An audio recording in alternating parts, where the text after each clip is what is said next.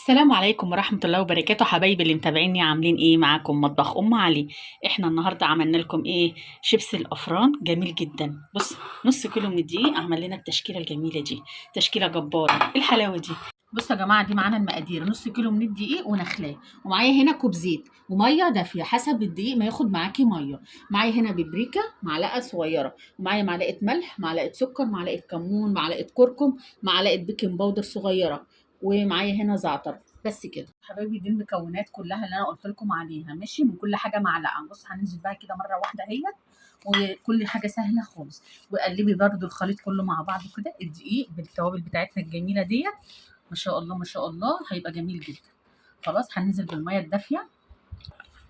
يعني بقى انا حطيت شويه ميه، هنحط كوب الزيت برده اهوت، ونعجن كله بقى ايه مع بعض. الموضوع سهل جدا. عندك عجان هتعجني، لكن انا بستسهل ايه عشان ده مقدار حاجه صغيره. إيه، بحب اعمل اول باول كده. عملت نص كيلو، بيحبوه طازه بطازه يعني. خلاص، ما تحطيش ميه الا لما تلاقي نفسك محتاجه. خلاص، شايفين الشويه اللي انا حطيتهم معاكم؟ ما حطيتش تاني والله. خلاص، زي ما انتم شايفين اتعجنت في ثانيه في ثانيه. بس هي بترتاح، مفيش خميره ولا حاجه. هترتاح زي 10 دقايق بالظبط، واشتغل فيها على طول. واوريكم هنعمل ايه بقى. ما انتم شايفين هنا رشه من الدقيق كده اهوت. وطبعا قلت لكم العجينه هريحها شويه، عملناها اهوت.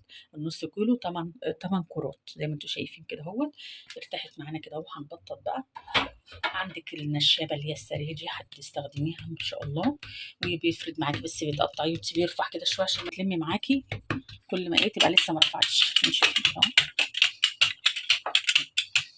خلاص، والصينيه بتاعتنا مش هنرصها زيت ولا حاجه خلاص، عشان هو في قلبه زيت. زي ما انتم شايفين كده بنفردها كده اهو. هنعمل ايه؟ نحطها على الصينيه بتاعتنا. الصينيه بتاعتنا ما بتندهاش اي حاجه، زي ما انت شايفه كده اهوت. حبيبي الفرافير اللي اول مره يخش في المطبخ، زي ما انت شايفه دي كده. عايزة تخلّيها نقطعها تاني ممكن، مش عايزاها كبيرة كده مفيش مشكلة، نخلّيها كده والّا نقطعها؟ قولوا لي رأيكم بقى في التعليقات. رشّة من الدقيق زي ما أنتم شايفين، وبطّط عادي لو جات على الوش شوية دقيق مفيش مشكلة. معايا هنا سمسم حسب الرغبة، ومعايا هنا حبّة البركة. أنا باحب حبّة البركة أوي في المخبوزات. خلاص، السريع بتاعي ده أهم حاجة، نقول عليها السريعة ونقول عليها النشّاء. خلاص، فردتها كده اهوت زي ما فردت معاكم اول واحده، ما بتاخدش حاجه. خلاص، اضرب كده اهو. بصي، خلي قلبك جامد كده وايه، تشتغلي وما يهمكيش. خلاص، ممكن نعمل ايه دلوقتي؟ نعمل خطوه تانية برضه. ممكن ندهن تغيير يعني. دي صلصه، معجون صلصه. خلاص، عليه حبه ميه دافيه صغيرين. ماشي، ومعلقه زيت واحده صغيره برضه. ويرش بقى ايه، هي الصلصه تقريبا بتبقى فيها الحدوقيه بتاعتها ومزازات. ممكن ما تحدقيش عشان احنا حاطين كل حاجه. خلاص، ليه بقى باعمل كده؟ انا في بيحب يحط بيض، انا ما باحطش بيض يا جماعه. زي ما انتم شايفين كده، حطيت الصلصه تكفي عندي من البيض، يعني تكفي عن البيض. ماشي، وقبل ما انقلها على الصاج بتاعي ممكن اجي عامله كده. خلاص، عايزه زي ما قلت لكم اصغر التقطيع هصغرها. خلاص كده اهوت. وهشكل بقى زي ما انتم شايفين: واحده سمسم، واحده حبه البركه كده اهوت، وهنقل على الصاج بتاعي ما بيجرالهاش اي حاجه.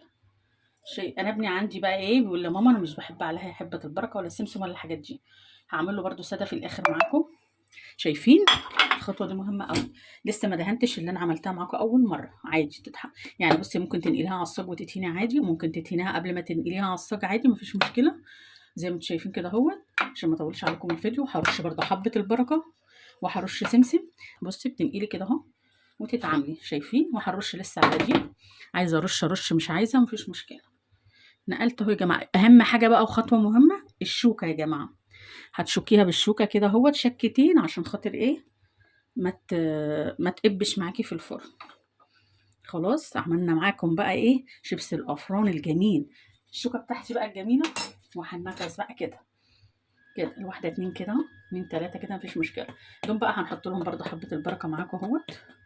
سمسم. يا سلام يا ام علي، قلنا عايزين نقرمش حاجه حلوه كده، ولا مضادات حافظه ولا اي حاجه، حاجات جميله في بيتك كده. ايه الجمال ده، ايه الجمال ده! روعه روعه. هخش الفرن بقى وابقى اوريها لكم بقى بعد ما طلعناها من الفرن، جميله كده ومقرمشه وتحفه تحفه. لو عايزه تحطي جبنه على الوش عادي مفيش مشكله، انا بحب حبه البركه والسمسم. ولو عايزه تحطي بلاش صلصه وتدهني بيض مفيش مشكله، بس انا ما بحبش البيض في المعجنات. خلاص، وما تنسوش الاشتراك في القناه عشان يوصلكم مني كله جديد، وتقولوا لي رايكم بقى في الشيبس الافران ده وتعليقاتكم الجميله. واقول لكم السلام عليكم ورحمه الله وبركاته.